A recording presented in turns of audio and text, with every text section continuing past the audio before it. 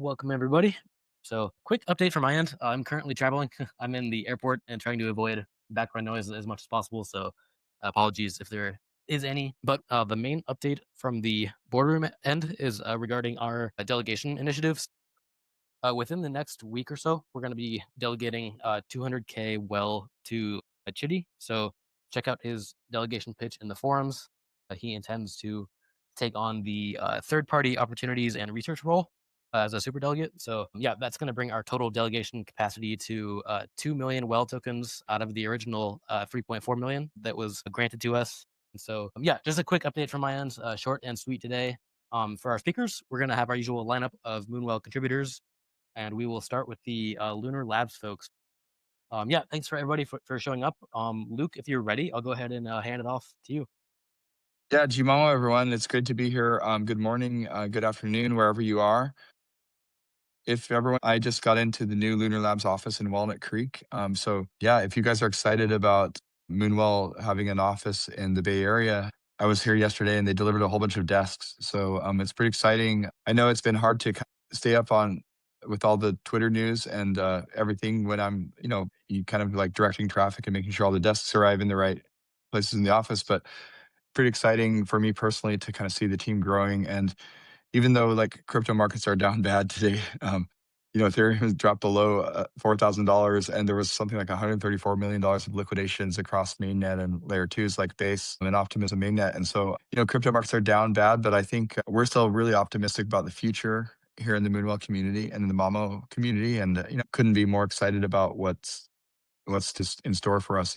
While we wait to get started and give updates, I'll just give you some updates on the macro news. For those of you that aren't aware, that don't follow the news, the Fed here in the US cut rates by a 0.25% last week. And everyone probably thought that was going to make crypto go to the moon. But of course, as most often happens, people were probably a little bit over optimistic about things like that. Maybe people expected a 50 bips rate cut instead of 25, or maybe people just thought that Ethereum was going to go 10K right away. But as often happens in this space, like all the traders get ahead of themselves, and then the reality sets in, and everyone's like, "Oh man, I have a bad hangover from all that Ethereum $4,500 euphoria," right? So then people dump their coins, and now that's what we're seeing now is everything dumped into oblivion. But the thing that most of us that are long term in the space understand is that things always come back, and nobody can time the market, right? At least I can't. I don't. I would have thought it goes up, but I'm wrong as much as I am right. So the thing that most of us that are experienced in the space that try to invest more like Warren Buffett and less like a meme coin trader are that there's a famous saying that's time in the market is better than timing the market, right? Nobody can time the market, but if you're in the market for 4 years through a full halving cycle and you don't round trip it all to zero, you'll probably do okay. And so that's what I would say to those of you that are wondering, like, when prices go up, like, who cares? Who knows, right? Maybe next year, maybe next month, maybe next week. But if you're in them for crypto going from, you know, $1,000 Bitcoin to 100,000, and that's pretty awesome. But most people are not in the market that long. So as we get started, I would just say, like, you know, try to avoid the noise. Tune out all the crypto Twitter negativity, and just understand that like stablecoins just became legal on July 18th. And we're now no longer in the crypto economy. We're now in the economy. And we're talking to banks. Institutions want to bring their money to Coinbase. And that's a pretty exciting place to be in. And that's why we're growing and we're building. We got an office in Walnut Creek now in the East Bay, for those of you that are familiar. We have room for about 20 employees here, and then we're working on getting an office in San Mateo on the peninsula, right next to the Roblox headquarters, that will have room for about 90 desks. And I know that we won't have 90 employees working for Moonwell or Lunar Labs tomorrow, but we're preparing for growth in the next year or two, and that's what I'm really excited to kind of give you guys an update on. And also, we're making progress. We continue to make progress on the Mamo agent, and we're continuing to make progress on the Moonwell side. But I'm really excited to kind of announce a couple things that I've been kind of talking about if you follow my X feed over the last weekend. And so I guess let's get things started, and then I can give you guys the announcements. Okay, the first announcement I wanted to make really quickly is that all as you just heard me say, we're growing here on the Moonwell team. We're hiring at Lunar Labs. We're currently hiring, we're interviewing a few really world-class smart contract engineers. We've just hired our first lead designer. His name is Shirzad, and he joins us from former Coinbase, former Lyft, and he's worked on some really impressive systems. If you want look at his portfolio, it's shirzad.co. Maybe someone like Moonwell Gov can share a link in the thread for this to shirzad.co is his portfolio. You can see that some of the things he's worked on at Lyft and at Coinbase are actually really interesting to the Moonwell community. So Shirzad joins us as our first full-time lead designer, meaning he's going to help us figure out how to merge the two products into one. We have this beautiful lending app called Moonwell that you all know and love and have been using for years. And we also have this brand new finance agent that's the first DeFi agent that doesn't take custody or control of user funds, the Mamo agent. And we want to unify those two apps together. We want to build Mamo into Moonwell and basically make them the same app. But we need to figure out how to do that in a thoughtful way because both of them are unique in their own way. You know, Moonwell gives you the power to lend and borrow against any digital asset, and gives you the power to, spend stablecoins in the real world. But also Mamo is the first, finance agent that doesn't take custody or control of user funds and can help you grow and compound your portfolio and put your portfolio on autopilot. It helps you learn how to save money and, is there for normies, people that don't even know how to use crypto. And so how do we kind of bring AI into all of our all the Moonwell products? How do we make it so that we can be more thoughtful and not have two different apps but have one? And how do we make it so that the Mamo agent can do things like, load your Moonwell card or help you borrow if you want to take out a loan? And those are the kind of things that Shirzad is going to be able to help us with. And so I don't know if he's here in the audience. He's probably on his way into the office. He's meeting me here. We're going to spend some time in person, but over the next few months, him and I and the team of designers that he's going to hire underneath him are going to work on how to build a beautiful product experience. And the two things in his portfolio that you'll see if you go to shirzad.co that I was really impressed by are number one, he worked at Lyft. Lyft is, second only to Uber in global transportation. And he worked on a way that you could, if you're a commuter that has to take a train and then a bus, he worked on a way that you could have a Lyft waiting for you when you arrive at the train station to take you to your last mile of to your office. And that's pretty cool. And, like thinking about the user safety concerns is actually a really hard problem to solve. Like, how do you make sure that the Uber driver doesn't think you're beautiful and stalk you afterwards, right? Or the Lyft driver. And then most recently, he's been working, or he also worked at Coinbase on international transfers. And he actually he developed a system so that you could send money to your relatives in Mexico, and they could go to one of any of 18,000 different locations and withdraw pesos from crypto. So that's a pretty awesome thing, and you can kind of see how that is very aligned with the Moonwell mission and vision, which is to increase. Well, it's to bring the best on-chain finance tools to everyone in the world, and also we're kind of close to Coinbase's mission, which is to increase economic freedom in the world. And so, and then more recently, Shirzad has been working with a team of brilliant AI researchers, AI safety researchers called Freysa. And they're a stealth startup. If you go to freysa.ai, that's FREYSA.ai, you can see what they're building. And this is why I think it's really important for us to build in the Bay Area, because the Bay Area in San Francisco is kind of the center of the AI universe.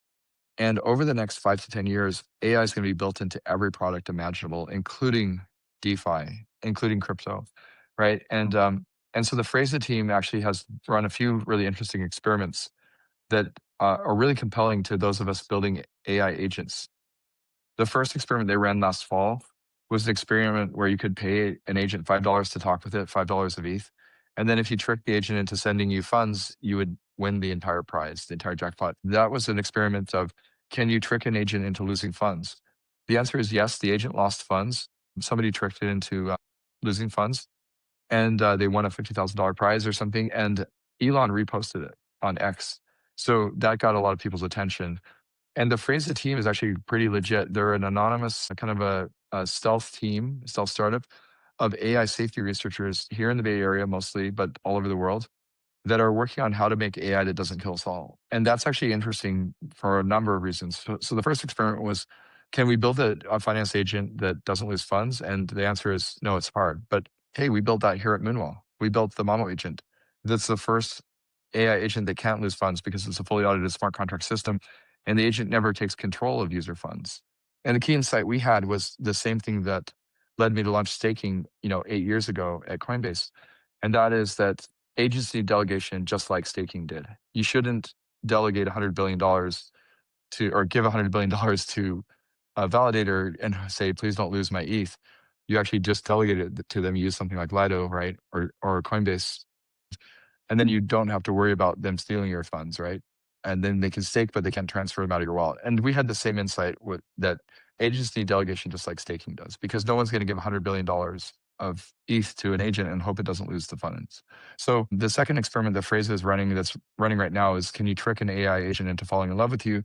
That's also important because we want to make sure that our AI girlfriends and boyfriends don't stalk us when we break up with them. That sounds like a Black Mirror episode, right? And then they're also working on basically the longer term vision is, this digital twin project where we could connect these AI systems to a digital avatar so that if it goes rogue, we can turn it off and it doesn't like kill people in the real world. So ultimately, all these people are kind of aligning with crypto people and helping us to build AI that doesn't kill us all, which is a really important mission for humanity. Like if AI is going to be built into everything we do and see and use in the real world, we need to make sure it's safe. It doesn't steal our money. It doesn't stalk us if we break up with our friends or boyfriends or girlfriends, and it doesn't try to kill us. You know, ultimately, like a Black Mirror episode. I think that's why it's really important for the Moonwell community to grow in the Bay Area. And so, to that end, I wanted to announce another really important thing, and that is that Moonwell has, I've been thinking, how do we finance this growth, right? Like we could sell a little bit of tokens on the Lunar Labs balance sheet, which we have, and we could sell a little bit of tokens on the Moonwell Foundation balance sheet, which we have. However, that's not really sustainable, especially in an environment where token prices down bad. And nobody wants to sell tokens at 80% from all-time highs or whatever it is now.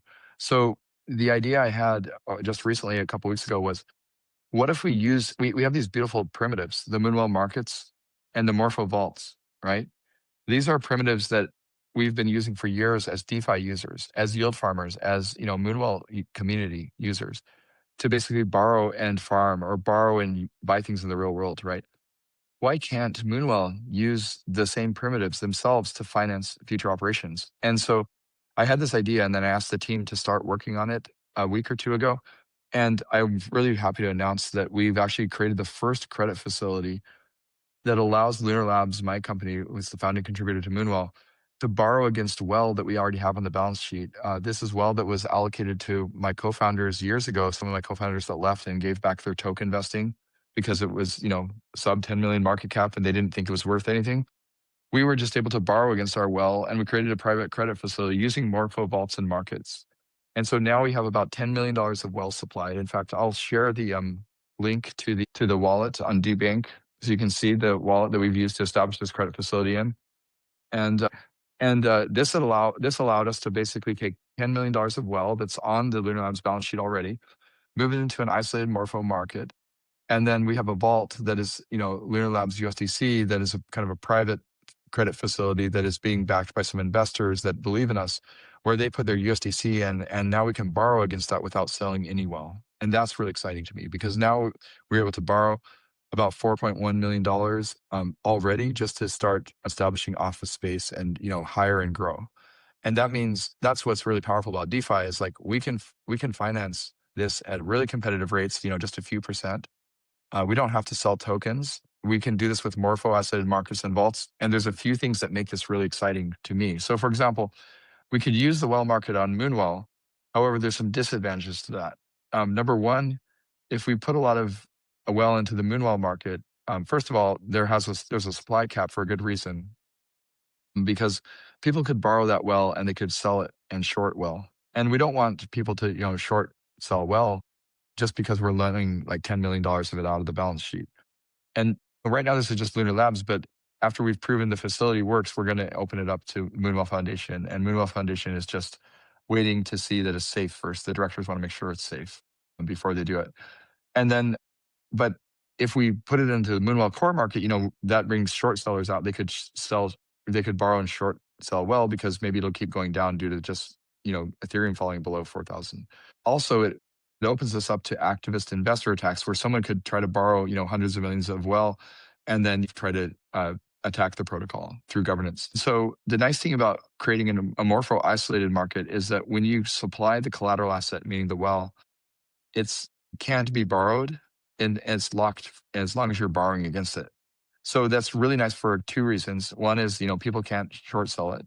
And two is people can't borrow it and try to attack the protocol because it's a significant chunk of the well. I think it's, $10 million of well is quite a lot of well right now. And then the third nice benefit is it signals to everyone in the community, all of you fine people out there on this call, that we're locked and we're borrowing against it. We're not going to sell it. We're long term. And in fact, my company, Lunar Labs, has been building Moonwell since before the launch of Moonwell Apollo. We formed the company in December 2021, before I even left Coinbase. I left Coinbase a few months later. And so we've been building Moonwell for almost 4 years, and we're going to keep building it for 4 more years and hopefully 40 more years. And so I think that signals to all of you that, hey, we're not going to sell to today, tomorrow, or next year, and you can see it on chain that we're putting all the well up as collateral and we're going to borrow against it. And that's how we can finance operations, because our belief is that we go a lot higher from here. Now, I don't want to predict that. This is not financial advice, but I think, markets are pretty close to a bottom. The Fed is printing money again, and it just takes time for the banks to start, issuing loans. And then we kind of see a repeat. My thesis is we see a repeat of like 2020 to 2021. Now, none of that is I don't have a crystal ball. I can't predict that. But I think I'd much rather borrow against well and finance, hiring a team of the best smart contract and AI engineers in the world, and get some really premier office space here in the Bay Area, and build AI that doesn't lose funds and AI that doesn't kill us, then sell a bunch of tokens at the bottom of the bear market right before the Fed turns the money printer back on. So I want to hear your thoughts on that, and then just to let you know what's to come. So here's what's happening next week. So we have this private credit facility that we just created to test it out. That's a Lunar Labs private credit facility, meaning there's a vault called LLUSDC. Don't supply into that vault, please, by the way, if you find it, because it's just for private investors. It's not for you. But we are going to put up a governance proposal later today to create a new, and this is a exciting announcement. We're going to create a new Moonwell vault. It's going to be called the Moonwell Ecosystem Vault, or MEUSDC. And what this vault will allow anyone to do, anyone that wants to, you can put your USDC into that vault, and you can earn money by borrowing. Others can borrow against their well, and you can earn money from those borrowers. Now, initially, the rate will be really low because there's no incentives on it yet. And so if we decide we want to incentivize the Moonwell ecosystem vault, then we need to vote on that through governance, and that'll have to be another proposal in a few weeks. But in any case, we want to create this public credit facility. The private credit facility, we've already proven it out. We have a Chainlink price feed, the Well USD price feed, and we want to create this public credit facility that uses Morpho, the beautiful immutable governance minimized markets and vaults that we know and love, and helps everyone that wants to invest in the future of the Moonwell ecosystem through stablecoin liquidity to do so. And then in the coming weeks, so that governance proposal will go up live later today, and you'll hear all about it. I'll post a tweet thread about it later when I have time. And then you can start depositing dollars right away as soon as the governance proposal passes next Tuesday, if it passes. And please, I want to hear your voice, because basically, here's the parameters of the vault. The vault's important. First of all, it's going to have a 0% performance fee. There's no On the current Moonwell flagship vault, there's a 15% performance fee that the Moonwell protocol splits with the risk curator B protocol and backstop protocol and Block Analytica. They're the same risk curators on the Spark DAO vault as well, and Spark DAO on mainnet. Those guys are fantastic, but we've worked with Anthias, and they're the risk curator. They're here on the call, so I'd love to hear their thoughts as well. They're helping us with this. But we worked with Anthias Labs on curating the risk for this vault. And the reason why they're really excellent at doing this is because they're curating risk for one of the biggest algorithmic stablecoins on the Hyperliquid protocol called Felix. I think it has over $1 billion in AUM. You guys can hear more about that. And they've also have deep experience of how to set the right loan to value. So the initial market that it will supply into will have, I believe, a 62.5% loan to value.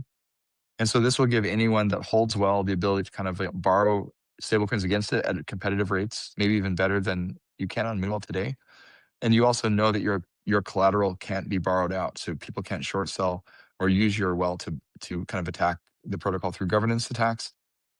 Just investors won't be able to take it over. And then, so that vault is going up for a governance vote today. It'll have the Chainlink price feed for Well USD. Um, and then it will be governed by the DAO if you guys accept ownership of it, meaning the DAO itself can decide at a later time to maybe raise the performance fee beyond 0%. The reason why it's 0% is because we don't want to charge a performance fee. In fact, Moonwell Foundation is just paying Anthias Labs a flat monthly rate for their risk management expertise. That way, we don't have to take, the 100% of the borrowable USDC liquidity will kind of go through to borrowers and Moonwell, as well as anyone that wants to borrow against this public credit facility will not have to pay a premium rate. There won't be any spread between the rate that a lender receives and the rate that a borrower pays, which is kind of nice. It helps us grow at 4% instead of 5%, for example. And then that will allow kind of people to be on both sides of the market. And then what will come in a couple of weeks is we're going to launch a market for staked well USDC, and that's really powerful because will take some more time for us to do. So it will take maybe, let's say, 2 to 4 weeks. We're trying to figure out what are the right risk parameters for that. But the nice thing about that is that you will be able to put up your staked well and borrow against it, and you'll still be able to retain governance rights because we will be able to give it voting power. Again, we'll have to vote to make sure that upgrade to the governor allows staked well that's being borrowed against to have voting power.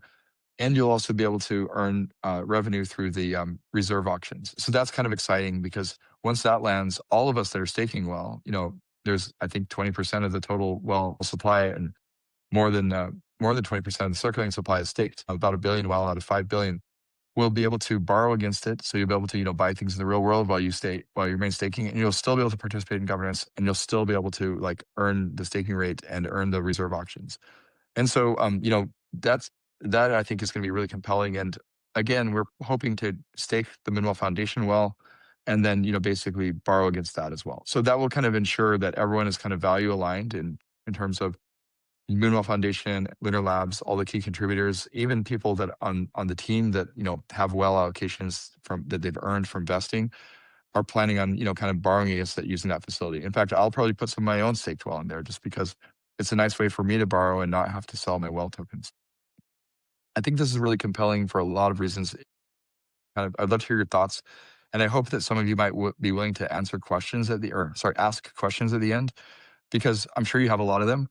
But I thought, what better way to use the things we've built in the Moonwell community than to borrow against our own tokens and not have to use a bank, which is great because we don't have to pay 20% or whatever the banks might charge us for a loan, not have to sell tokens to VCs that might dump on us in a year from now whenever they unlock, and also not have to sell tokens now, right? Like, who wants to sell tokens now when we're down like 90% from all-time highs or whatever?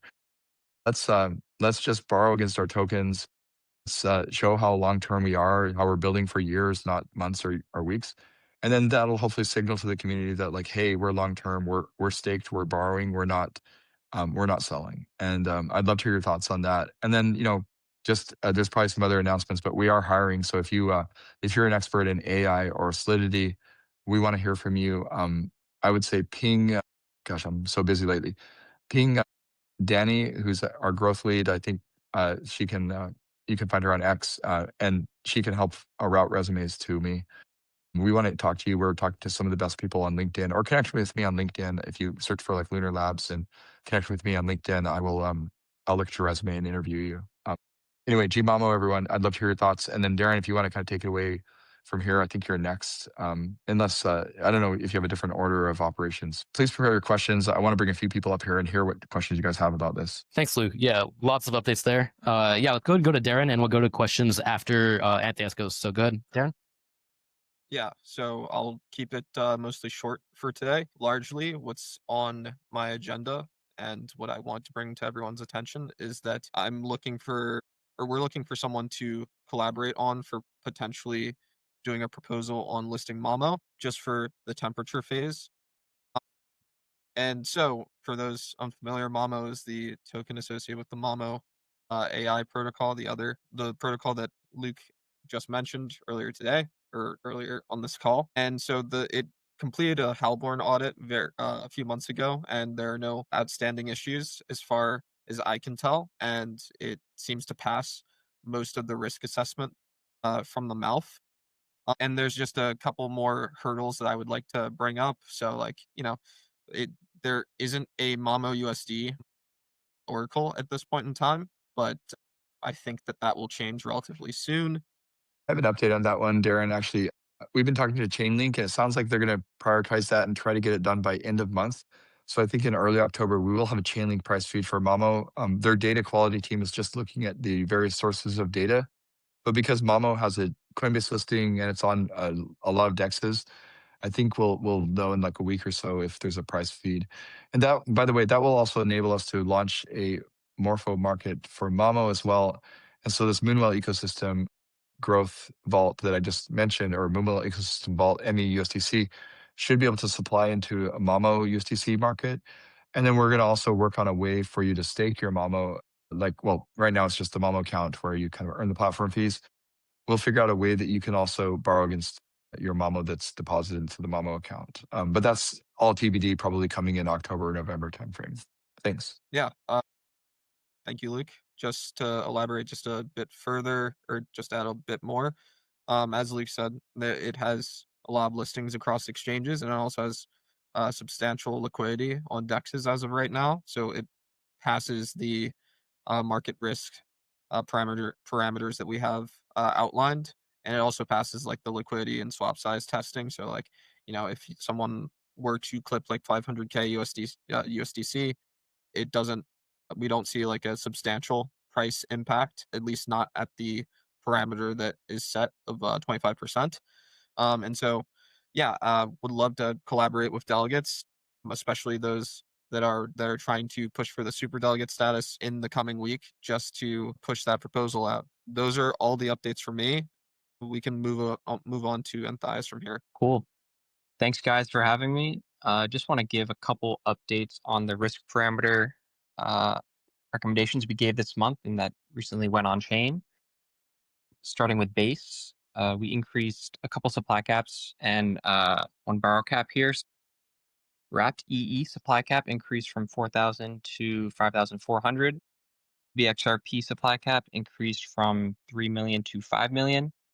And for well, we increased the supply cap slightly from 220 million to 250 million, and the borrow cap for well from 75 million to 100 million. For interest rate parameters on base, we increased the multiplier from 0.056 to 0.061.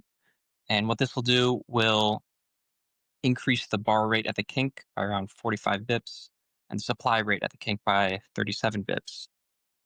Moving on to optimism, the Velo supply cap that's slated for an increase from 68 million to 80 million. And for interest rate parameters, a couple more stablecoin updates. So USDT multiplier from 0.049 to 0.056, and USDC multiplier from 0.0435 to 0.051. And similarly, this will increase the borrow and supply rates at the kink by around 50 to 60 bips. And the rationale behind these interest rate increases are pretty consistently. We've been seeing utilization cross past the kink. And when this happens, the jump multiplier kicks in. And so interest rates will tend to spike. Now, this is the interest rate model working as it's intended, as it urges borrowers to repay so that there isn't a liquidity crunch where suppliers can't withdraw. However, we want to offer a competitive environment for people wanting to borrow stablecoins, and borrowers typically do not like unstable rates. So our goal with these changes is to have utilization sit just below the kink so suppliers can exit without causing interest rates to spike. In other news, as Luke mentioned, we're excited to work on this initiative with the Moonwell ecosystem vault. A little context on our experience with Morpho Vault. So a couple of my colleagues here at Anthias, we have a team that just specializes in curating these vaults for Felix. And as of right now, I believe the Felix vaults that we curate accounts for around 5% of all Morpho TVL. And so if you want to learn more about kind of our backend data pipeline, we have a monitoring website for these vaults, and we plan to launch something similar for Moonwell. If you want to take a look, it's vaults.anthias. I think that's it for everything on my plate. happy to hand it off. All right, perfect. Thanks, Chris. Yeah, so if we still have time for our speakers, now's the time. I'd like to invite anyone in the audience. If you have any questions that you can request to speak. I saw that we had one hand up. Okay, there we go. Hey, Chitty. Hey. So I was going to ask how to reach out to Darren, because of the proposal he's working on. I think I'm interested in working on the proposal with him. Yeah. I think. Oh, good. Go ahead, Darren. Yeah, I was just gonna say you can reach out to me on Telegram. I will actually, if you can reach out to me on Telegram at mims0x. It's also listed in the forums as well underneath my former delegate program or profile. Goodness, yeah. Feel free to reach out to me there. All right, thank you. Yeah, no problem. Thanks for joining, Chitty. Saw there were a couple of other hands. I went ahead and approved you. If anyone else is up and they want to speak, feel free to do so. Looks like Luke is requesting to speak. Try one more time here. Sorry, I got a phone call and it like interrupted the Twitter space. I need to put my phone on D&D. Was there questions to answer? I just got a phone call from one of the desk delivery companies. Yay, we're getting desks. Yeah, Luke, I had a question. I don't know if you didn't hear anything? I didn't hear anything because I was on the phone for the last 3 minutes trying to make sure the desks arrived tomorrow. Okay. Well, my question was directed to you. I appreciate your long-term vision for everything, and it sounds like you're meticulously working on that. But I just, you did say something that kind of concerned me a bit. So I've invested $400,000 at 15 cents into Mamo, and obviously it's down pretty bad right now. And you said like, who cares about price action? But I just was a little concerned when you say that because I think everybody who's involved in crypto primarily is here for price actions. Yeah. I just want to know, like, do you have any future plans for Mamo to help with the market cap? Because I know, like, I'm not stupid. I've been in crypto. This is my third bull market. I know we're down. Everything's down right now. But I'm a big believer. But just to hear the founder say, "Who cares about price action?" is a little concerning. Yeah, no.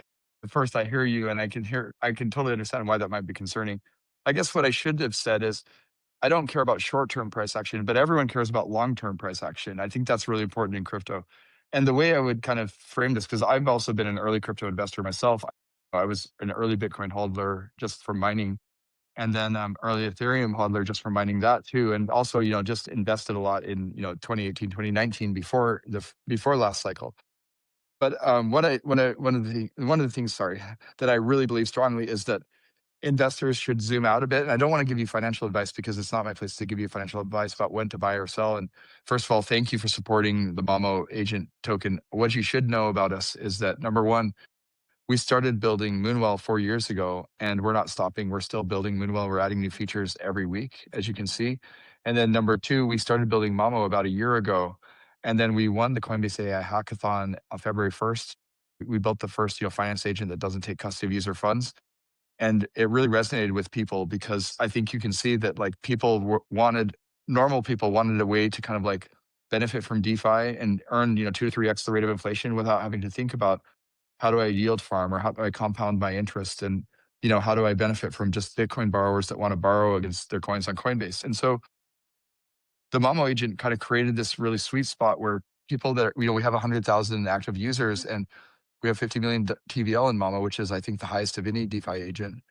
And we built a smart contract system that's fully audited, and we've built strategies not only for Bitcoin and USDC, but also for the Mamo platform itself, which is actually something we're really excited about growing. And so what I would say is we're going to continue growing the Mamo agent. And in fact, that's why I'm hiring designers like Shirzad, because we want to build Mamo into every part of the Moonwell app.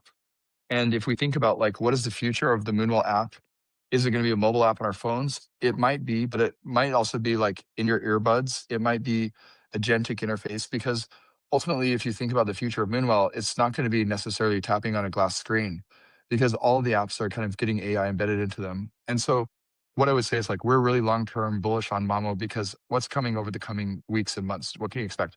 First, we're going to have Ethereum accounts. That's really important to us. The reason why we can't launch Ethereum accounts yet is because it's a really technical reason, but we have this thing called a WETH. Well, wrapped Ethereum is actually safer from a security standpoint than working with native ETH, because native ETH has reentrancy vulnerabilities sometimes, and it's caused loss of funds in a lot of big DeFi protocols. But on the base network, where we have the Moonwell V2 contracts, we've actually improved and upgraded from a lot of the sort of sins of the past of Compound V2 and Aave V3, right, where people use native ETH. So we actually have a WETH router where when you deposit ETH, it actually wraps it as WETH. and it does this all seamlessly. But when you withdraw your ETH from the market, it actually goes through a WETH unwrapper, a wrapped ETH unwrapper. So that allows people to have this seamless, deposit withdrawal experience. But it means that the Mamo WETH account or Mamo Ethereum account has to be modified. The strategy needs to be audited, and it needs to take into account the fact that it'll be unwrapped automatically on the way out. We can't just let you deposit a wrapped ETH natively, and we want the user experience to be good. So Ethereum accounts are coming because that's probably one of the more desirable things, especially with the digital asset treasuries kicking off on the Ethereum ecosystem. And then what else is coming is we're building the Mamo web experience. If you go to mamo.bot, you can add it to your home screen. In fact, I encourage everyone that uses Mamo to do that. It's the best way to experience Mamo. So we're improving support where you'll be able to chat with Mamo directly inside the native, it's called a progressive web app. And that way you'll be able to not have to use Telegram. You'll be able to just simply chat with Mamo. If any of you have used FriendTech a couple of years back when it was new, you kind of know how you can opt into push notifications. So that'll probably be coming either by end of year or early next year. And then second or third, I guess I should say, we're really tightly integrating Mamo into the base app because the base app is still in beta. And what that means for the base app is that it's only available to about 5,000 monthly active users today. And those are like the early adopters like me that have been given beta access. And, there was a whole bunch of bullshit news I wanted to share about Basecamp last week. That was the big Coinbase conference for Coinbase to announce a network token. But there's kind of 3 different ways you can experience Mamo in the base app today. And it's kind of a janky experience, to be honest, because there's one way, and that is through an XMTP chat integration where you can chat with Mamo directly in the base app. But the reason why that's a bit janky is it's kind of like a Telegram bot where it has limited interaction. It's even more limited than Telegram. You don't get a typing indicator. So we had to use like an eyes emoji to indicate that Mamo has seen your message. You have limited like multi-choice questions and answers, like how Mamo works. You can tap with the button or deposit $1 or deposit $10, deposit 50, deposit 100, deposit, you can kind of like choose what you want to do, but it's very limited. The second way is through the typical Coinbase wallet integration, which is, kind of a web view into the Mamo website. This basically the same thing as going to Coinbase wallet and browsing to Mamo today, Mamo.bot. And that's fine, but it's not the real like long-term use case, which is a Farcaster frame. And the Farcaster frame is kind of what allows you to, there's a Morpho Farcaster frame, for example, that the Morpho team just made. And there's also like a Gauntlet Vault Farcaster frame or mini app, if you will, that they just made. But these mini apps are actually quite compelling, and we're going to build one by end of year. Probably in October, we're going to launch the mini app for Mamo, because the mini app for Mamo is actually the third way. Hard to believe Coinbase has 3 different ways to access Mamo, but that's Coinbase for you. They haven't figured out how to align all the things yet. But the mini app is really compelling because number one, the base app has a social feed. It actually has like a TikTok style video feed. We can buy ad space and we can actually present the Mamo mini app directly in the social feed. And it won't be like a full Mamo app. What it will be is like, it will look just like the USDC account or the Mamo account or the Bitcoin account, right? And that will allow people to do 2 things. It'll allow us to buy ads in the social feed for Mamo. So it'll bring in more users, even more than the 100,000 actives we already have. By the way, over 90% of those actives are on iOS Safari, which is really great. That means people are using Mamo that are normies. They're not crypto people. That's awesome to see. And then that will allow us to kind of allow people to repost and share Mamo. So they can do things like share their gains. We'll have P&L statements like, hey, I earned 1% last month using Mamo. Or, hey, I earned $50 compounding with Mamo. And so people will be able to kind of repost and share. And then you'll also be able to share in private groups in both Farcaster and the base app. And that means like if there's a degen trading chat, like with all your friends, like a private group, you can share Mamo in there. And we're going to try to figure out a way to have like referral links. So for example, for those of you like biz knowledge that are constantly shilling or whatever, you'll be able to have a private chat with all your degen friends. Or for those of you like in the Roman forum, which is one of the big Telegram groups that loves Moonwell, you'll be able to kind of like link the Mamo and kind of pin the Mamo mini app to the top of your group. And then if people deposit into Mamo, you'll earn money. Like you'll earn Mamo tokens or something like that. We'll figure it out. But I wanted to just tell you, like, we're definitely not. When I say I don't care about price action, what I mean is I don't care about short-term price action, because I know that right now it's like max pain before like the Fed money printer turns on. And if you study macroeconomics and you know that like, well, this is basically like March 2020 when markets were max bearish, and everyone was like, please, please lower rates. And then the Fed lowered rates, and then the money printer turned on, and all of a sudden, everything, including stocks, crypto, gold, everything went to Valhalla. Now, I'm not saying that's going to happen again, but it's probably going to happen again just because of the fact that the Fed is printing money. And ultimately, the administration in America just made stablecoins legal, and they want to make crypto legal. They want to pass a market structure bill. I don't know if that'll happen or not, but all the signs are indicating a really bullish in 2026, including Coinbase going all in on the base app, including Coinbase going all in on on-chain swaps. And then we're going to, I think those of you that have followed the Mamo agent closely know that Mamo is actually earning trading fees on Aerodrome. And so Mamo is actually establishing market making positions through an algorithm we've developed that's custom fine tuned. And that's where we're really bullish on hiring the AI researchers to figure out like, how do we make Mamo into the best market maker on Aerodrome so that when Coinbase actually brings more than 1% of their users into on-chain swaps, and everyone can trade anything in the Coinbase retail app, not just the base app, but the 100 million monthly active Coinbase retail users. That's what we think is going to set up Mamo to become, the best DeFi agent or the best finance agent, not just DeFi, because there will be tokenized stocks, tokenized RWAs. Mamo will be able to help you buy $100 of NVIDIA if you want. Mamo will be able to help you create baskets of equities. For example, what if you could buy Mag7 with Mamo? Like you could buy all the AI companies. Wouldn't that be awesome? And you can just invest $100 a month in it. And what if you could we can create custom baskets. We've been talking, I don't want to name the names of the team, but we've been talking with a team that's building the same 24/5 trading experience that Robinhood has, but it doesn't require KYC and you can do it on base. And that'll probably land early next year. So we're excited about building, like, what if you could buy a basket of the top founder-led NASDAQ companies? So you could buy Tesla, NVIDIA, you could buy Google, you could buy Coinbase, all a basket of those founder-led companies because those tend to outperform the terrible rest of the Nasdaq. And so those are the kind of things I'm really excited about. Like I could spend hours talking about Mamo and what we're building. But what I wanted you to know is that like when I say I don't care about price action, I mean I don't care in the short term because all we really need to do is kind of borrow against Moonwell, borrow against Mamo to build the future that we want to see next year, which is a future powered by Coinbase, a future where 100 million monthly active users have the ability to trade any app on base, and a future where Mamo captures like 2% or 3% of all the fees on base. And the other thing that's really powerful, the reason why we can finance all this is that the Moonwell community is really early. I don't know if you guys know this, but look at if you want to just nerd out on something, go to Aerodrome, those of you that are Aerodrome users, and then click on click on the lock tab at the top, you'll see that. And look at the number 2 relayer there. That's the Moonwell VE Aero relayer. What does that mean? It has 1.92% of the total Aero supply. That means Moonwell earns almost 2% of the trading volume on Aerodrome. And trading volume on Aerodrome is down bad because the markets are down bad. It's between 1 and 3 million a week. But we're already earning, $50,000 a week to $150,000 a week in trading fees, and then that's just Moonwell. Mamo is going to capture even more of that because that's what the Mamo agent is built to do. And so that's kind of me as an early yield farmer, understanding that, hey, I was early to Aerodrome. I captured almost 2% of the fee capture on Aerodrome. And Mamo's going to be able to capture even more because we're going to leverage the Mamo platform and borrow against the Mamo token to actually build these market making positions while tokens are down bad, while we have the opportunity to do so. Because in the new year, when Coinbase finally turns on-chain swaps for 100% of the users and starts marketing it to 100 million monthly actives, that's gigasend. And if Mamo agent owns 5 or 10% of that trading volume, that's really bullish for Mamo. So I don't want to speculate on the future price action, and please don't consider this financial advice, but I'm super bullish on Mamo. And in fact, we were even selling a little bit of the Mamo tokens from the Lunar Labs treasury just to finance some of these market making positions.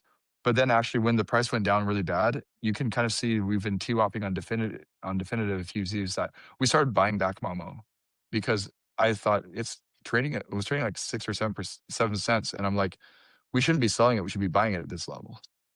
If you look at, but maybe we should have bought more because the dip keeps dipping, or bought and waited to buy. But anyway, I hope you appreciate, like, we are definitely long-term in this space.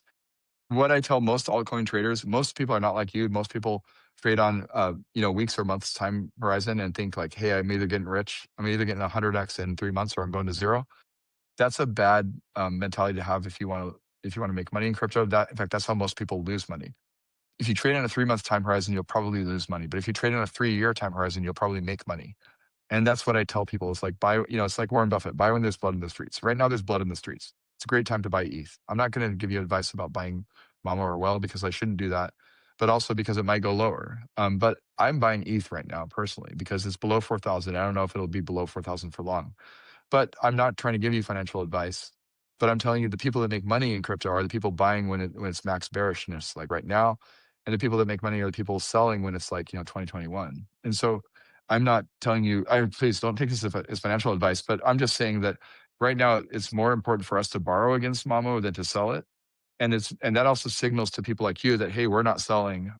Team is actually buying and team is actually borrowing against our Mamo because we have these awesome on-chain credit facilities like Morpho that we can leverage.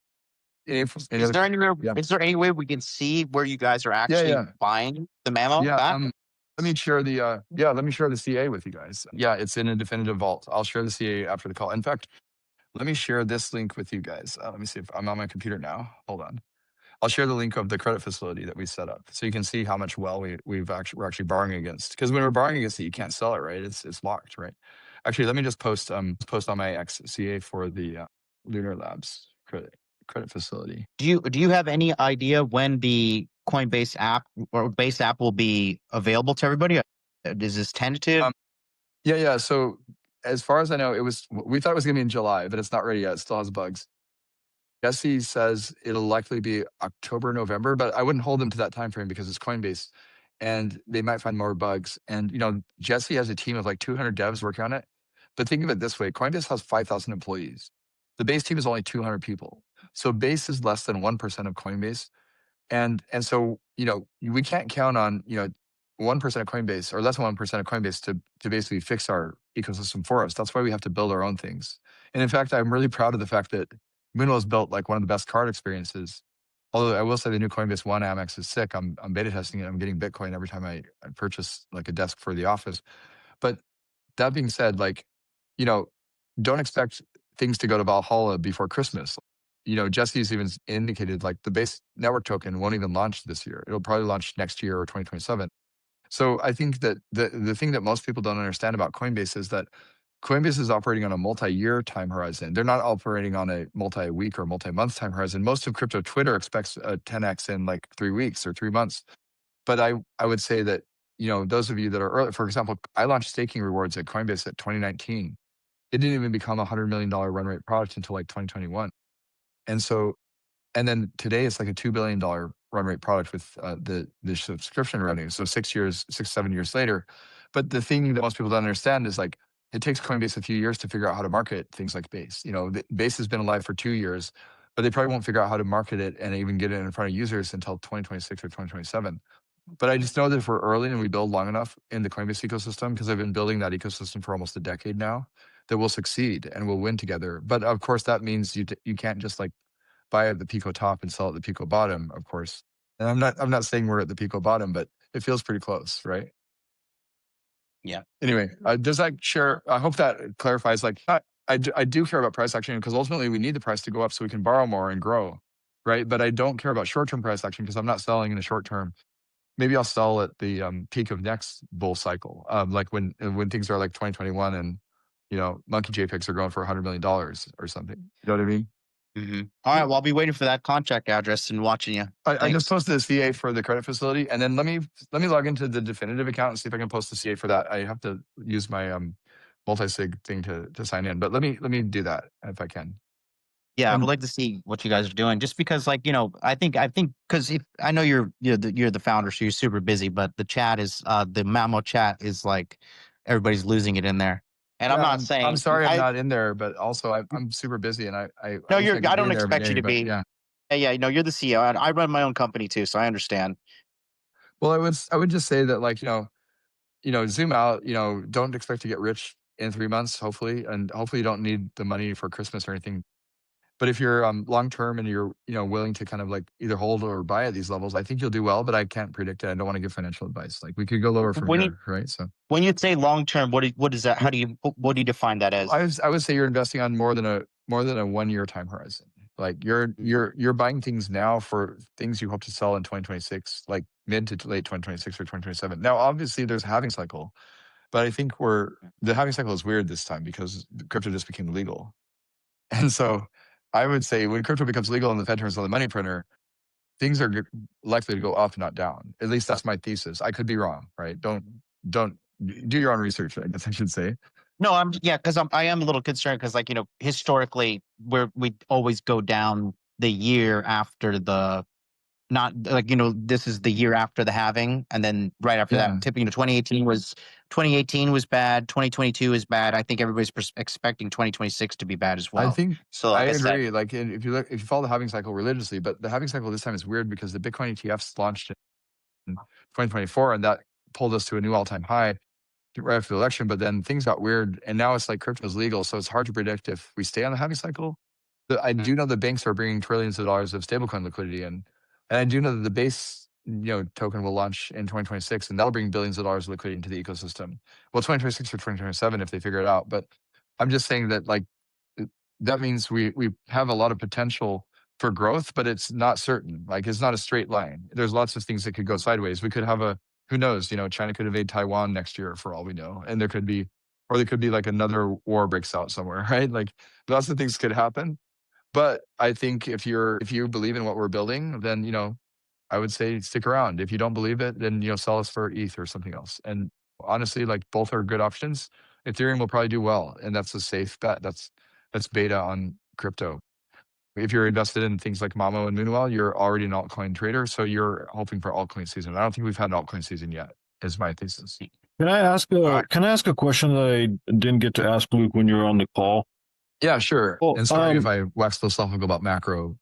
Yeah, I mean, we all enjoy that. I wish these were longer, but anyways, we are all here because we do probably own a lot of Moonwell and Mamo.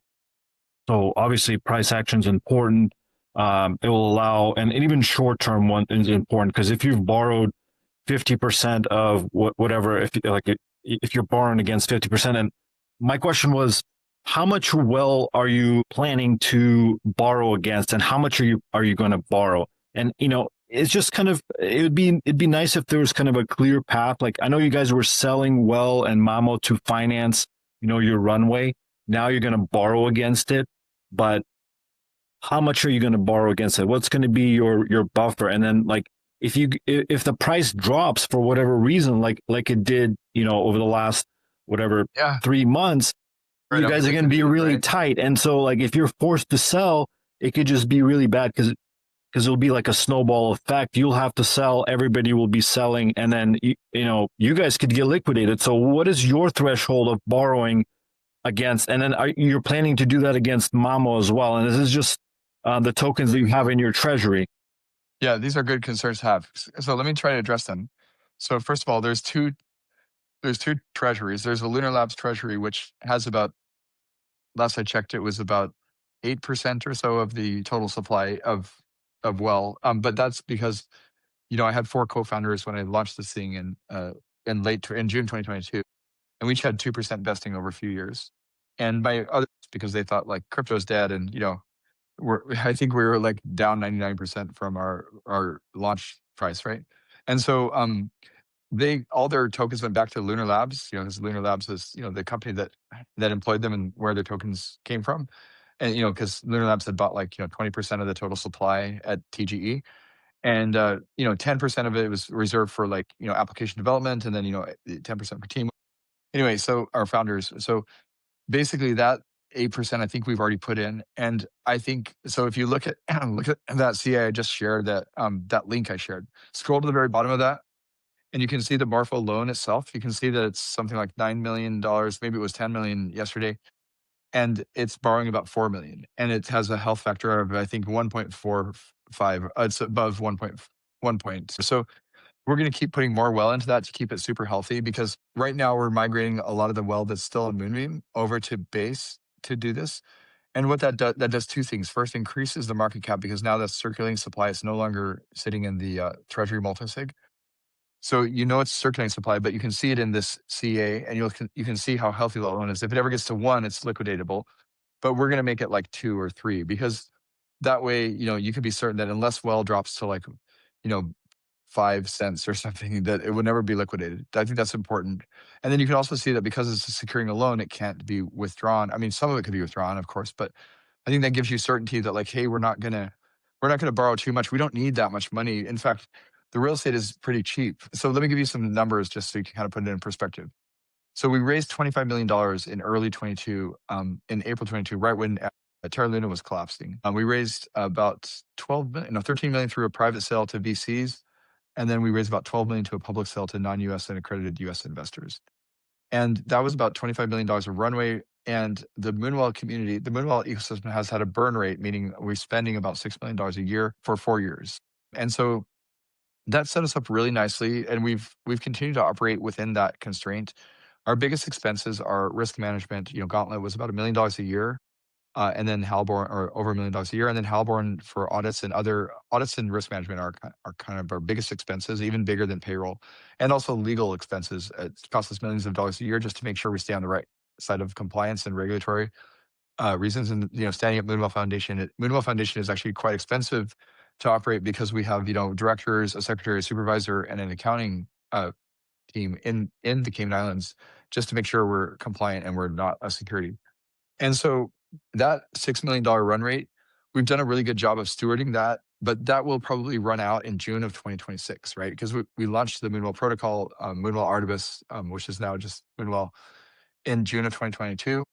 And so if you kind of do the math, 6 times 4 is 24. So we still have enough runway. We'll be able to extend that by reducing risk management costs and reducing security auditing costs and like negotiating better deals.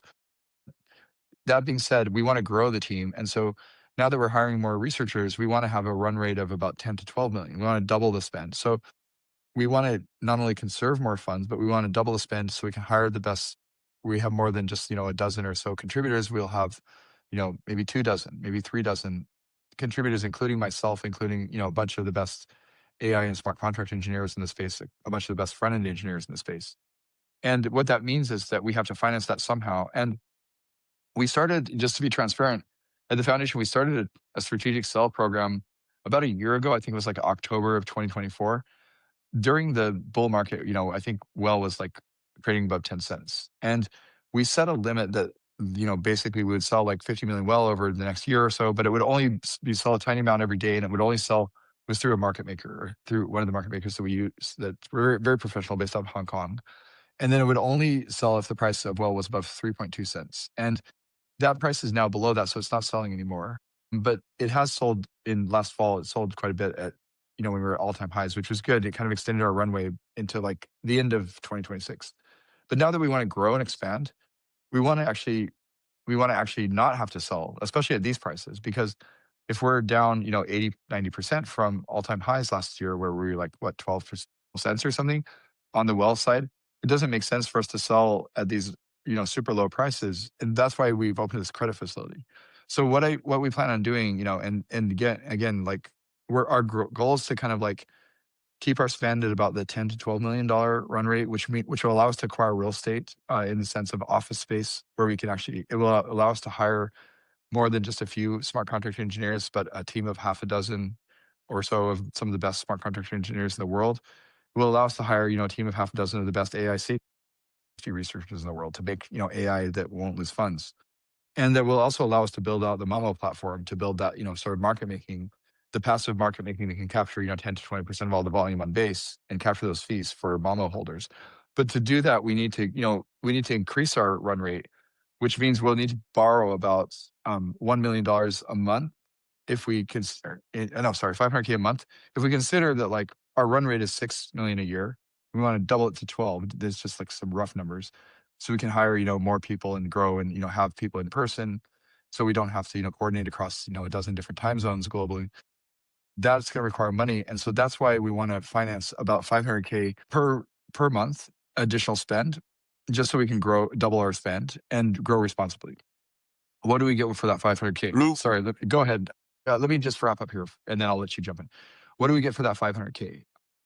We get a beautiful office space in San Mateo where we can grow to up to 90 people. We can sublet that out to other people. That'll only cost us about 70K because we're able to negotiate a really good rate because commercial real estate is down bad. And then we get to hire a team of about half a dozen of the best smart contract researchers and some of the best people in the world, people that work for DeFi protocols for 5-6 years. People like our team we already have at Solidity Labs, but people that are even better. And then we get to also hire some of the best AI safety researchers, people like the Freza team that are building AI that won't kill us. Because ultimately we want to be able to build, DeFi agents and finance agents that don't lose funds. And that's really exciting to me. But let me just stop there. And I think now that you understand that, we want to grow the team, and that means we need about 100K a month in real estate costs that we didn't have before just to pay for office space. And we have about 200 to 300K in developer costs because those developers are not cheap. They're about $50,000 a month for those resources, including, token equity and things like that. So let me stop there. I think you guys understand that we're building for the future. And that's why this credit facility is so strategic to us, because very few projects can do this. They don't even know how, right? We know how. We're DeFi users. So let me stop there. You have another question, I guess, right? Luke, it's Mac, brother. Hey, Mac, I love Great you, output man. per How you usual. doing? I love you too, brother. Doing well. I got a personal question on Telegram that I need you to address. I don't want to talk about it here. And so just check that out. And take Richie. My boy Richie has a question. So please Yeah, and allow by him the to way, I get on right now. apologize to anyone that's pinging me on Telegram, including you, Mac. I have about 1,000 unreads on Telegram, and because I've been trying to negotiate like for office space and stuff. I'm just responding to like my SMSs and not my Telegram. But I will read and reply to you. Thanks for your patience. And Richie, go ahead. Hey, Luke. Awesome. You weren't on when you were having some issues when I asked my previous question, so I'm gonna make it very quick. I currently live in Belize in Central America. I'm from the US, and I spend most of my time here teaching about financial literacy because I'm passionate about bringing wealth to people that may not have that education or may not have the access or resource to things like that. And so that's one of the things that drew me to Mammo. And since I've been here, I've been teaching people about Mammo and onboarding them, but I'm now working with banks, which is ironic because of what we kind of stand for. But one of the main banks here is owned by someone who's very philanthropic, and they're interested in passing on the interest from the vaults, USDC vaults, to their customers. And I wanted to ask if that's something that you would even entertain that conversation because it's a bank, because we're so far behind here, but we're still tied to the US dollar and we're tied to the US banking system. It's a great thing for people here because they know that the money's safe in USDC because it's completely locked to the dollar. So, obviously a lot of funds could come in, but they would want to be risk averse with that. But the idea is there a way that I can introduce or at least bring a conversation between one of the main bank here basically and you guys to see how they might go about putting funds in USDC, and then in return they would be advertising Moonwell, aka Mamo, to their customers, across the country here. So that's the concept. And I can't speak more to that on this public call because I have an NDA, but I wanted to just get your thoughts on that. Sorry, I was on mute. Yeah, first of all, thank you for being a huge supporter and for being new to our ecosystem. I can tell that you're very aligned with our mission and vision because we're all about financial literacy. And in fact, that's one of the things that's most exciting about Mamo Agent, that it can help you learn as you earn money, right? And it helps people learn about finances and how to like invest and save and grow their net worth in ways that aren't going to result in like losing your funds trading on memes or something, right? So yeah, first of all, I thank you for your efforts. Second, I wanted to say, like, we love banks, even though we're trying to build a system that doesn't need banks. Banks are a really important part of the financial ecosystem. And in fact, banks, those of us that live in America and Europe, like North America, I mean, and Europe, like, US, Canada, Europe, don't appreciate how easy we have it, where you can get a bank account like really easily by just walking down to your corner, Bank of America or whatever. Even if it only pays like 1% on the savings account, you can still get a bank account really easy. You can get a debit card.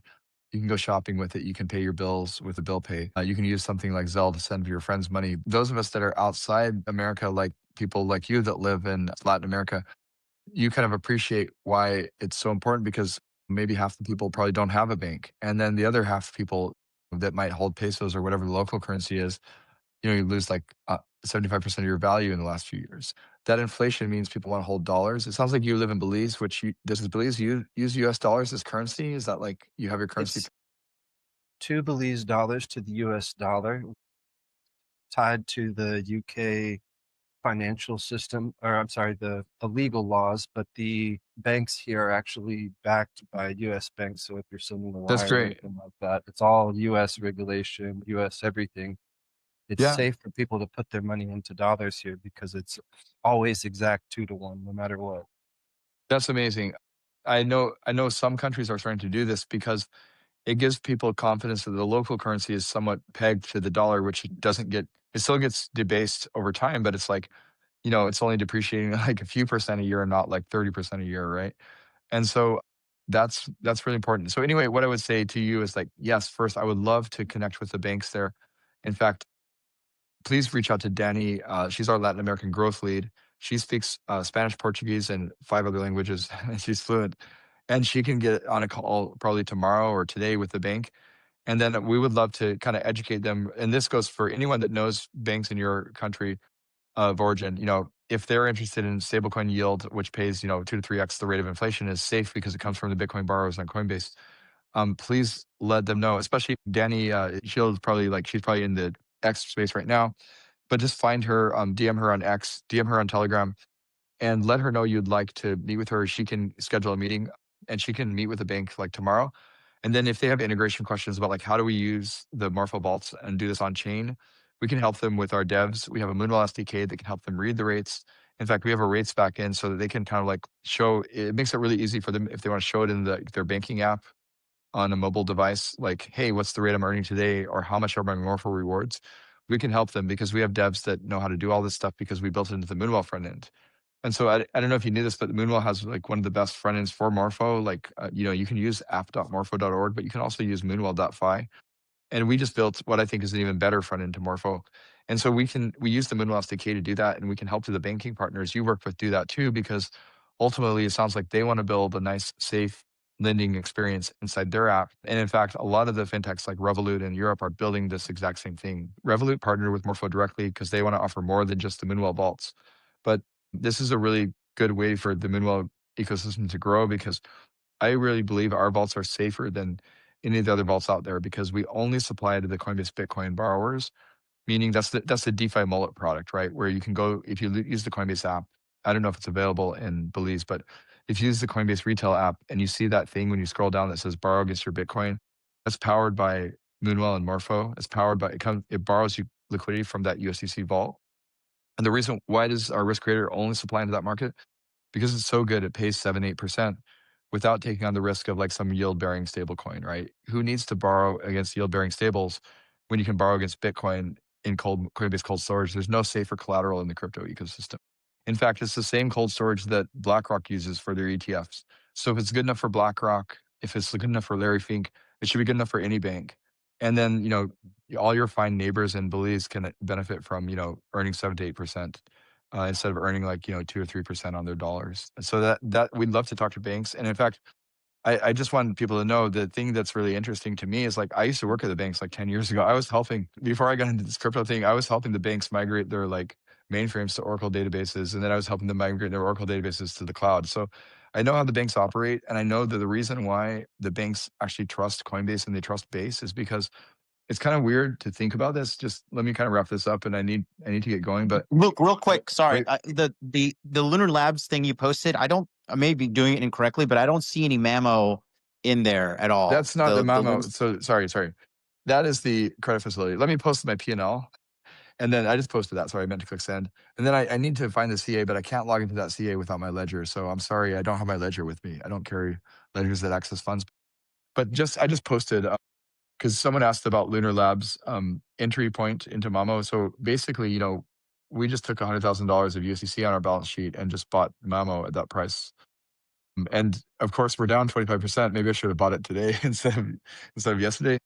But I will post a CA later when I can drive into the secure data center facility and actually access my ledgers. But just so you all Yeah, know, please I'm do. not Thank you so much. I might have a lot of crypto, but I don't carry ledgers with me. So please don't rob me or try to rob me. But yeah, this is just to let you know what this represents is my P&L statement. Basically, like I think I said earlier on this call, you can go back to the recording that I was a net buyer of Mamo at these price points because I just think it's better to buy than sell. And so like I think we had sold a little bit to finance operations at like 12 cents. And then now we're buying it back at 7 cents. I'm gonna if I borrow some more money and I don't need it to buy like corporate, if I don't need it to secure the corporate lease, I'm gonna buy more at 5.2 cents because like I'm just an ultimately like, and I'm still holding my airdrop and I'm still holding our founder tokens or team tokens don't even start vesting until November.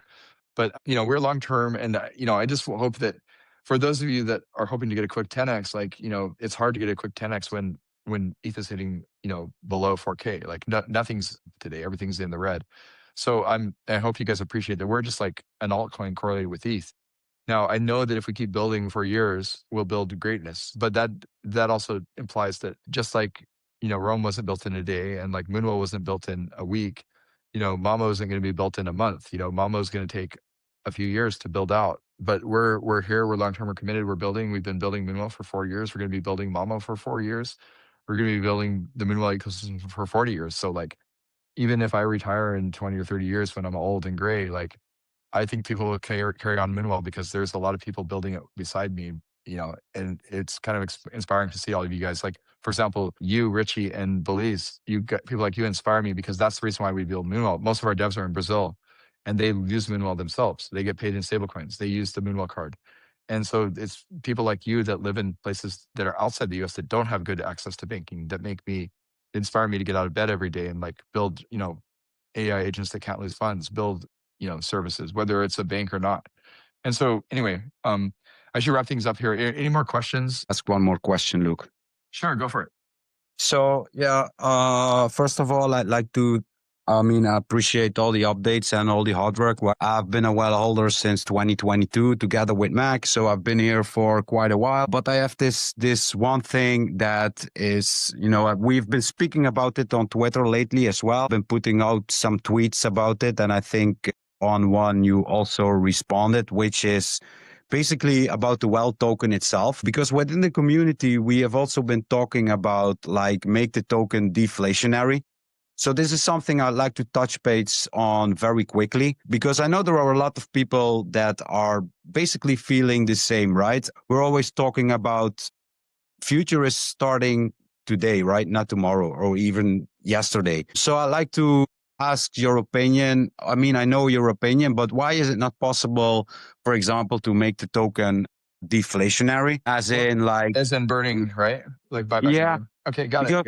Yeah. A lot of people, we have been like, we are getting a lot of staking rewards, right? And I don't think a lot of people complain about getting a lot of staking rewards, but I feel like the balance is off, right? And as you are building into the future, I think it should be possible, or there should be ways to make the token more scarce. Like you also mentioned about, putting some back into the reserve for a rainy day, like maybe 70% back to staking, whatever, 20% for reserve, 10% burning. I don't know the exact details, but I think it's something that might be very interesting, because I know a lot of people from the community are actually, I wouldn't say in favor of it, but they would like to discuss something about this. Sorry, trying to unmute my phone here. We're trying to carry equipment into the office. I got to go soon, but let me answer this question, and then I'll go at 11:30. Basically, yes, I agree with you. We should figure out ways to make the Well token deflationary. Now, I will say, like I mentioned earlier, we spend a couple $1 million a year on legal fees, and the reason for that is we have both a U.S.-based counsel. We also have a Cayman Islands-based counsel, and both of those law firms have to keep us safe. And so while there are some teams out there like Hyperliquid who inspires us every day because they have this beautiful buyback and burn mechanism where they are able to use $500,000 to $1 million of trading fees on Hyperliquid and buy back and burn the Hype token. Some of these teams are able to do this because they're not US based, they're in Asia, and they don't really care about the Securities and Exchange Act of 1934 or whatever. And they don't really care if their tokens is security. And then maybe after the election, a lot of people think, well, crime is legal now, so just do whatever you want. But actually, if you're familiar with the way Coinbase operates, the reason why Coinbase isn't just listing every shitcoin right now is simply because Coinbase isn't thinking about who's president right now. They're thinking about who might be president in 2028, and it might not be someone that's friendly to crypto. It might be someone that hires someone like Gensler again. And so we have to also think about like what's going to happen in 2028 because we were building Moonwell in 2022, and we thought that Gensler was going to be. We actually thought Gensler was going to be pro Bitcoin because he taught the class on Bitcoin at MIT. Yeah, I was there, man. I was there. And so it was like it turned out he rugged us, or the progressives rugged us. But that's Yeah. neither here nor there. So what I would say is we would love to buy back and burn right now, but the legal teams tell us burning is dangerous for a lot of securities law reasons. However, there's things we can do to make things deflationary. We talked about this a couple months ago, but we lost the thread because of the fact that so much stuff happened with the launch of the Mono agent. We got super busy. And there was also that bug in the safety module that required us to turn off staking rewards completely for like 2 months. You guys are probably familiar with this. And then we had to basically scramble to kind of basically set the staking rate to 0 and then use Angle protocol to actually allow people to claim their staking rewards after the fact. So that kind of set the reserve auctions that were paying 14 to 20% actually now are just like non-existent. But that being said, there's two things that are going to make well deflationary. One is the fact that we're taking all of this like for example, those of you who've been around for a long time know that back in 22 when Moonwell first started, the foundation had like 20% or 10, I don't remember, 15 or 20% in a grants allocation that's just sitting in a multi-sig on Moonbeam, and everyone kept saying like, oh, the foundation is going to dump on you. And the challenge is like we didn't sell any tokens out of that until October or whatever of last year when the bull market happened. We started trying to figure out ways to extend the runway. But for 3 years, there was all this FUD for 2022, 2023, all of 20 or most of 2024 that team is selling or whatever. So those of you that heard that and that those of you that have been long term like you probably got tired of like squashing the FUD and being like, no, team isn't selling. Like, sure, they have this large foundation treasury, but they're not moving any of those funds. In fact, we weren't even really giving out much for grants except for Morpho, right? But the Morpho grants were probably too high because Morpho got a 50 million grant before we even got a Coinbase listing. And then when Well was, went from 1 cent to like 12 cents, then like giving out 50 million Well was not wise. It should have been a smaller grant. So there's a couple things I want you to know that are happening in the near future. So for number one, 15% of the total Well supply was allocated as liquidity incentives from June of 2022 when Moonwell Artemis launched, when the token generation event happened, to June of 2026. And then June of 2026, which is less than a year away. In fact, it's all after the holidays. It'll be just basically 6 months from Christmas. The liquidity incentives will run out. There will be no more liquidity incentives for the markets, for the vaults, or for the staking in the safety module. That will make Well somewhat less inflationary than it is. It won't make it deflationary, but it will make it less inflationary. Yeah. But let me finish, please. Yeah. And then that's Sure. only one. That's only one. So that now keep in mind that just means the Moonwell has reached a level of maturity. It's now 4 years old. Aave used to be called ETHLend back in 2018, I think, when it first launched. And that event happened for Aave back in like 2022 or something like that. They stopped giving out Aave tokens. And also they did a 30-to-1 split between the ETHLend token and the Aave token. And that was a kind of bullish catalyst that made Aave 100x. Now, I'm not saying this can make us 100x, but once right now Well tokens are very easy to get because they're being emitted like something like 14 million every month just in liquidity incentives. So that 14 million a month or whatever it is over the last 4 years will stop in June 22nd, 2022. And then the second thing is that this credit facility that we were just establishing will basically take all of the 18% that total held by Lunar Labs, 10% allocated for future application development, and 8% from my previous co-founder allocations. We'll take that 18% out of circulation and lock it up in a credit facility where it can't be sold. And so that will, and then if that's successful, we'll take the 10% remaining in the debt, or roughly in the grants multisig, and lock that up as well. Because why should we give out grants when we can just pay people in USDC to build things, right? By borrowing against that credit facility. And so that'll allow us to shift our grant making focus from, giving out Well potentially to Morpho Vault distributors to just giving out stablecoin yield, or giving out, figuring out other ways to basically, maybe we buy back Well and give it to people, right? As opposed as incentives, instead of actually offering, instead of basically, making it so that we have to distribute liquidity incentives from the treasury that can be sold. And so I wanted to just like kind of wrap things up there and get your feedback on that. Like the lawyers, basically the too long didn't listen version of that is that the legal teams tell us that buying back and burning tokens is risky. But I agree that we can do two things that aren't as risky as burning. One is we can lock up all of the currently circulating well at both the foundation, which is about 10%, and at Lunar Labs, which is about 18%. We can lock all of that up in a credit facility that allows us to borrow against it and can't be sold. It'll be borrowed against at healthy rates. Yeah, but and then it's not the same, let me right? It's finish, not the please. same. Let me finish. I didn't I'm finish. sorry. Okay, I'm sorry. Okay, that's step one. And then number two, future grants could be made with tokens that are bought back instead of that. That means liquidity incentives in the future for vaults, for example, for the Morpho vaults or the Moonwell ecosystem vault can be made with tokens that are bought back instead of tokens that are net new issuance. Okay, so that's number two. And then number three, what will make things deflationary is what we talked about a couple months ago is let's not emit 100% of the reserve auctions. Let's hold most of it back and make the staking rate 5 or 10% instead of 15 or 20%. And that's something we need to do through governance as well. So those three things I think will accomplish it. And I'd love to hear your feedback. And then we should wrap things up here. Yeah. No, yeah.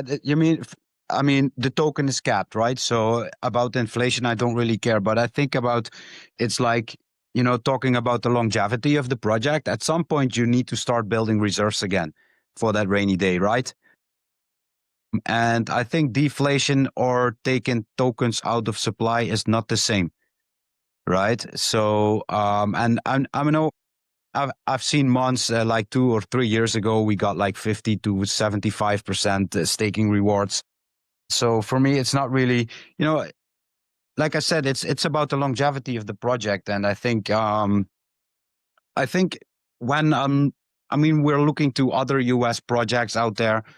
I'm not sure. I mean, you have your legal team, right? And I'm pretty sure that if they tell you, look, it's not a smart thing to do, you should not do it. But I think there should be like other ways to get into the future and just make the token more scarce. And for me, it's not even about the price right now, because like you said, I've been here since 2022. I'm looking to 2028 or whatsoever. So I'm not here to really discuss anything about the price. I don't really care, but it's all about, building into the future. And I think, the token is capped to 5 billion tokens. And I'm pretty sure that a large part of the community, they feel the same about it. Yeah, that's fair. And let me just wrap this up. I appreciate what you're saying, because you're probably looking at really solid projects like Hyperliquid that have 20 billion market cap, or maybe I don't know what it is now, but I don't check price that often. And you're wondering, why can't Moonwell be this giant 1 billion plus market cap monster? I would love for us to be. Wait, please don't interrupt me. I'm just going to finish this because I'm already over time and I've given you quite a lot of time to speak. So if you please be quiet, I'll address your concerns, and then I need to close out because I have a lot of work to do today. All right. So first, I hear you. You're probably wondering, like, why can't Well be a $1 billion market cap coin like the rest? There's a lot of reasons for that. But what I would tell you is that, first of all, we are a US based team and we have to stay on the right side of the law always. That's how we get the Coinbase partnerships in the first place. They won't partner with us. They won't list our coins if we are not on the right side of the law. But second, that means that with Coinbase comes certain constraints, meaning we're not going to gigapump to, a billion market cap overnight like Hyperliquid, because we're not an Asian-based team. We can't just YOLO and do buyback and burns. We have to do it thoughtfully, because what we're building for is a future where stablecoins and crypto are legal through a market structure bill. We're not building for the, we're not building for the $100 billion, $100 billion. Hopefully you can still hear me. My phone just rang. Anyway, we're building for the $100 trillion of capital markets that are coming on chain in the next decade. And so that means you have to be more long-term focused, but also it means that we can't take shortcuts, right? We have to do things thoughtfully. And the way I think that these credit facilities we're creating will give us a really nice supply sink, because number one, I can put my supply into there, meaning I actually, I'm probably the biggest well holder of them all, because I not only have, I don't know, $5 or $10 million worth of well that I'm personally staking, but I also have well that's held by Lunar Labs, which is my company, right? That I'm putting into this credit facility so I can borrow against it and build the future. But number two, the foundation will also borrow against their staked well and build the future there. And so that credit facility we're creating, which is being created with Morpho, I hope you guys use the Moonwell protocol. You understand how powerful this is basically a building block or a blueprint for how do we grow the ecosystem without selling tokens? How do we create a supply sink that is going to be the best supply sink of all? Because you'll be able to stake your well, you'll be able to borrow against it, and you'll be able to earn staking rewards, and you'll be able to earn, you'll be able to have value capture on the revenue of the protocol. And you'll also be able, you'll have to participate in governance, but you'll have governance rights. So that is the future we're building, is a future that's a few years out, but where Coinbase and all the on-chain swap activity drives volume, drives fees, drives revenue for the Mambo agent, the Moonwell token. And then those of us that are staking in long term are able to borrow against it and never have to sell. And that will ultimately, my thesis is that will be the supply sink that whether you're burning or not, that will just lock up, half of the well supply. Now, there are a lot of things that have to happen for that to come through. But I hope you're, long term enough. It sounds like you're already with us for years. So hope you're long term enough to know that like I'm building for the future. This is not a project that I'm just building for a year. I'm just like sell at the Pico top and be out. Like I've been through, let's see, I was in crypto through the 2013 cycle, the 2017 cycle, the 2021 cycle, and whatever this cycle is, which I don't think peaks until 2026 or 2027. But I'm not going to just sell at the top and be gone. I'll be through the 2030 cycle, the 2035 cycle, whatever comes. And so if you're long term with us and you know that Coinbase is building, the future of finance, we're just proud to be part of their ecosystem. And that's why I firmly believe that like projects like ours that are Coinbase Mafia are going to win long term. But that means you have to be patient with us because Coinbase can't just launch the base token yesterday like they wanted to. And we can't just buy back and burn yesterday like we wanted to either. So I hope you're patient enough and long term enough. I want to wrap things up here though. I appreciate all the questions, but I do need to get back to my job. I actually have a lot of work to do today. We're building the future of finance. We're building the future of AI. And I do thank you for the questions. We're working to make well deflationary, but we can't do that through buyback and burn like everyone else can. That's the shortcut that leads to maybe us being categorized as security. What we're really waiting for is market structure bill to pass, which might not happen this year or next, but we hope happens in a few years. And that will basically, everything we've done will lead to well being like basically legal and enshrined in the financial system. And that's what we're building towards. So, to Richie, please connect with Danny. We'd love to talk to the banks and Belize and any other country. And to the gentleman that just answered the question, please be patient with us. We can't do everything yesterday, but we will do all things that you want in the course of time. I hope you appreciate that. And thank you for everyone that listened to this. And Gmamo, if you have more questions, like please share them with my team. I'm sorry I can't respond to everything right now. It's hard to be in the real world, acquiring office and meet space, and also in the digital world at the same time. So I hope you appreciate. We're hiring like top talent. So if you're a dev and if you're world class at smart contracts or AI or front end or want to build AI that doesn't lose funds, please talk to us. We want to talk to you. Thanks, Gmamo. All right, thanks, Luke, and thanks everybody. I think we're going to go ahead and wrap here. If you have any outstanding questions, go ahead and ask them in the forum thread for the monthly Gov calls, and we can address them async. All right, thanks for everybody. See you all next month. Thanks. Bye, everyone.